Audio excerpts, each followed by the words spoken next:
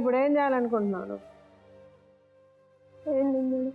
So అతను వదిలేస్తావు, నువ్వు వెళ్ళి మీ అమ్మతో నువ్వు సంతోషంగా ఉంటావు. సో నీ కూతురు నీ దగ్గర ఉంచుకుంటావా? నా దగ్గర ఉంచుకుంటావా? సో నీ కూతురు నువ్వు మీ అమ్మతో ఉంటారు, అంతే కదా? నీకు పెళ్ళి అవసరం లేదు ఇప్పుడు. ఎందుకు వద్దనుకుంటున్నావు అమ్మ పెళ్ళి? నాకు ఇష్టమే మేడం చేసుకోవడం. మరి ఎందుకు చేసుకోవట్లేదు? 15 days టైం అడుగుతున్నా మేడం అంతే. ఎందుకు 15 days టైం? మా మమ్మీ గురించి మేడం, మమ్మీకి హెల్త్ బాగాలేదు మేడం, ఎవరు చూసుకోవాలి మేడం మమ్మీకి. మీ మమ్మీని మేము చూసుకుంటామని చెప్తున్నాం కదా. వాళ్ళ అమ్మని నువ్వు పెళ్లి చేసుకున్నాక వాళ్ళ అమ్మకి ఏంటో ఒంట్లో బాగాలేదంటే వాళ్ళ అమ్మని చూసుకుందాం, సరే కదా? నీకేం ప్రాబ్లం లేదు కదా? ఇప్పుడు నువ్వు చెప్పే రీజను అస్సలు ఏమి ఎవ్వరు కూడా నమ్మేలాగా లేదు. మీ అమ్మని అతను చూసుకోనని అతను అనడాలే, అతను చూసుకోకపోతే మేము చూసుకుంటామని చెప్తున్నావు. నీకు పెళ్లి చేసుకోవడానికి ఏంటి నీకు ప్రాబ్లం? ఏం లేదు మరి ఏంటి, మరి ఎందుకు చేసుకోని అంటున్నావు? ఎందుకు 15 రోజులు టైం కావాలి? బయట ఇంతకుముందు వాళ్ళ అమ్మతో మాట్లాడింది మేడం, వాళ్ళ అమ్మ వద్దంటుంది. నువ్వు నన్ను పెళ్లి చేసుకుంటే నేను చచ్చిపోతా, నేను పాప ఇద్దరు చచ్చిపోతామని చెప్పేసి అదే ఆర్గ్యుమెంట్. అదే అర్థమవుతుంది నీకు. మీ అమ్మ చచ్చిపోతానని అంటుందని నువ్వు ఇతను చేసుకోవట్లే. మరి అలాంటి దానివి మీ అమ్మతో చెప్పకుండా ఇతనితో ఎందుకు కాపురం చేసావు? ఎందుకు పిల్లని కన్నావు? ఎందుకు ఇన్ని సంవత్సరాలు మీ ఇతనితో ఉన్నావు? అప్పుడు మీ అమ్మ చచ్చిపోలేదా? మీ అమ్మ అప్పుడు చచ్చిపోని మీ అమ్మ ఇప్పుడు ఎందుకు చచ్చిపోతుంది? మీ అమ్మకి సిగ్గులేదా మాట అనడానికి? ఇతనితో సంసారం చేసి ఇతనితో ఉండి ఎక్కడెక్కడో తిరిగి నువ్వు వెళ్ళావు, అప్పుడు నీకు నీ అమ్మ గుర్తురాలే. ఇప్పుడు ఈరోజు నీకు నీ అమ్మ కావాల్సి వచ్చింది. అప్పుడు మీ అమ్మ చచ్చిపోలేదా? మీ అమ్మ అప్పుడు చచ్చిపోని మీ అమ్మ ఇప్పుడు ఎందుకు చచ్చిపోతుంది? మీ అమ్మకి సిగ్గులేదా మాట అనడానికి? మీ అమ్మతో లైన్ కలిపి మాట్లాడదాం. హలో మేడం, చెప్పండి అమ్మా. మా అబ్బాయి నేను మా పెద్ద బిడ్డ వస్తాము, 2 రోజులు ఆపండి. అయినా పెళ్లి చేయకండి సరే. ఇప్పుడు మీ అమ్మాయి చాలా క్లియర్ గా ఈ అబ్బాయితో కాపురం చేసా, వీళ్ళ ఇంట్లో ఉన్నా, ఈ అబ్బాయికి ఒక కూతుర్ని కన్నానని చెప్పింది మాకు. మీరు ఎందుకు పెళ్లి చేయొద్దంటున్నారంటే మీ ఉద్దేశం ఏంటి? ఏం చేయాలని? తెల్లారి నాకు ఫోన్ చేసిండు, వచ్చినాము. వస్తే గలీజ్ మాటలు తిట్టాడు. పక్కన కూడా వండుకో బుద్ధి కాదు, పక్కన కూర్చున్న బుద్ధి కాదు. నీ బిడ్డ 50 రూపాయలు పోతుంది, 100 రూపాయలు పోతుంది. ఇవన్నీ మాటలు అనాలని అవసరమా మేడం? ఆ మాటలు అనడానికి కారణం ఉండండి. ఆ మాటలు అనడానికి కారణం మీ అమ్మాయి ఒప్పుకుంది. ఎవరో అతనితో నాకు పరిచయం ఉంది, అతనితో పరిచయం ఉంది, వాళ్ళతో నేను ఫ్రెండ్లీగా మాట్లాడడం తప్పైంది. ఆ మాట్లాడినందువల్ల అతను అనుభూతికి అనుమానం వచ్చింది అని చెప్పింది.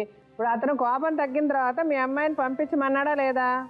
మేము వద్దు మేడం, మాకు అంతా గలీజ్ మాటలు తిట్టాడు.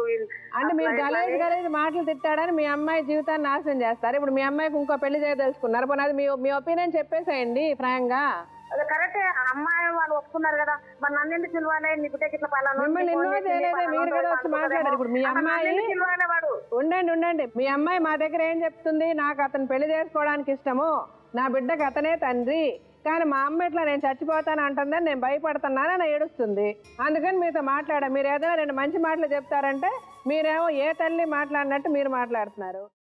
అమ్మా, అలాంటి వాళ్ళది నిజమైన ప్రేమ కాదు, అది వ్యామోహం. ఎగ్జాక్ట్లీ చిన్నత్త, నిజంగా ప్రేమించుకున్న వాళ్ళు అలా చేయరు.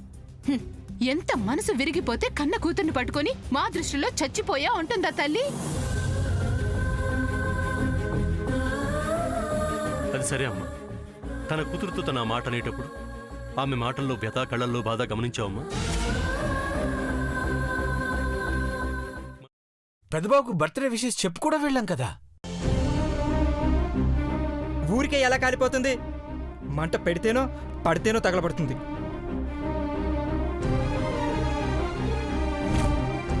కరెక్ట్ చిన్నబాబు, నీకొచ్చినట్టే నాకు డౌట్ వచ్చింది.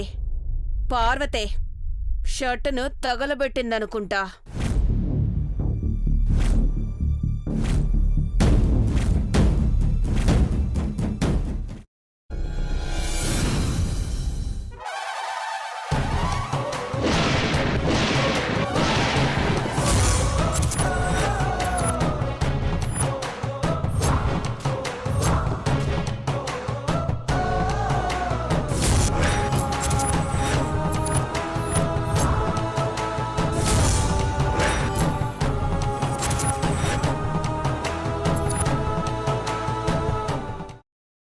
తర్వాత పొట్టు తీసేసి చాప్ చేసి పక్కన పెట్టుకోవాలి. ఒక ప్యాన్లో కొద్దిగా నూనె వేడి చేసి అందులో ఆవాలు, మినప్పప్పు, శనగపప్పు, కరివేపాకు, సన్నగా తరిగి పెట్టుకున్న ఉల్లిపాయలు వేసుకుని 1 నిమిషం పాటు వేయించుకోవాలి. ఆ తర్వాత కాల్చి కట్ చేసి పెట్టుకున్న వంకాయని కూడా అందులో వేసుకుని బాగా మిక్స్ చేసి బౌల్లోకి ట్రాన్స్ఫర్ చేసుకుని అందులో తగినంత చిక్కటి పెరుగు లేదా పల్చటి పెరుగు వేసుకుని మిక్స్ చేసి అన్నంతో కానివ్వండి, చపాతీతో కానివ్వండి సర్వ్ చేసినా చాలా బాగుంటుంది.